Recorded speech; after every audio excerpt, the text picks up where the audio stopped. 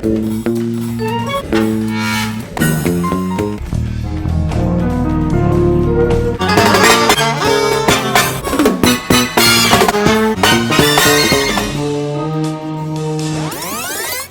up guys? What's up mga barads? Here's again another video, and for today's vlog, ang gagawin natin is magluluto ulit tayo. Ayan, so walang hanggang katapusan or walang katapusang luto yung gagawin natin. So ang recipe natin for today is napakasimple lang naman. Yun ay ang adobo. So ayan, pero yun nga guys, ang gagamitin natin is karne ng pabo ulit. So ayan, so since nagkatay kasi tayo nung ngayon, so i-vlog natin yung paggawa natin ng adobong pabo. So are you guys ready?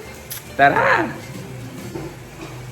Pero bago yan guys, please consider follow me on my Facebook page, Ylarn Anza, or i-search nyo lang po Ylarn Anza Vlogs.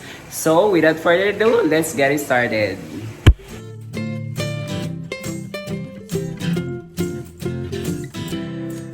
At saka sibuyas.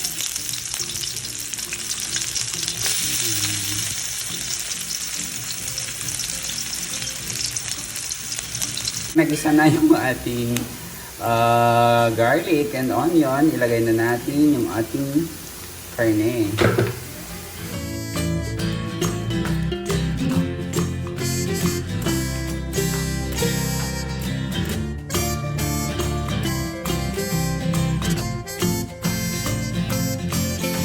So ayan guys, once na nagisa na yung ating karne, pwede natin siyang timplahan ng soy sauce.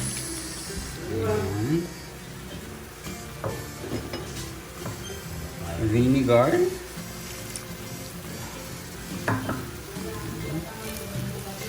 Pamintang buo.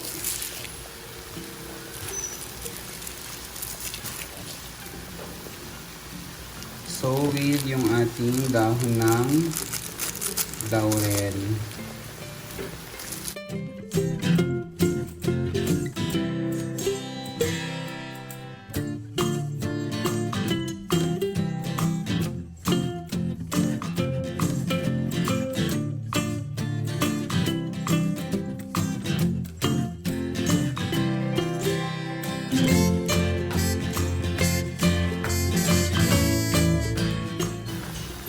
So, bali, ayan na guys. So, lalagyan ko lang ng konting sugar. Ayan. And then, at the same time, ilalagay ko na rin yung ating potato. Ito guys, meron lang kasi kaming natira. So, sayang naman.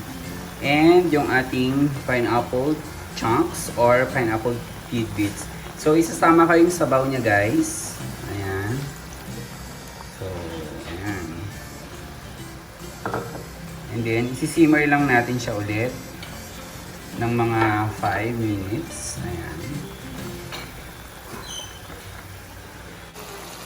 So, ayan na guys, yung ating adobong pabo. Ayan.